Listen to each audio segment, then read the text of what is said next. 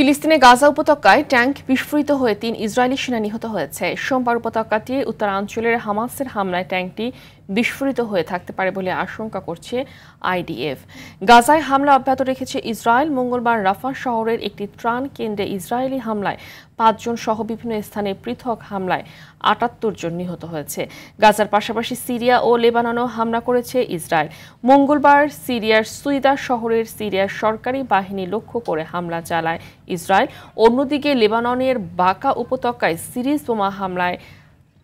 বোমা হামলা করা হয়েছে। সশস্ত্র গোষ্ঠী হিজবুল্লাহ রেদওয়ান ফোর্সের সেনারা আবারও সংগঠিত হওয়ার চেষ্টা করছিল বলে দাবি করে হামলা চালানো হয়েছে বলে জানায় তেল আবিব।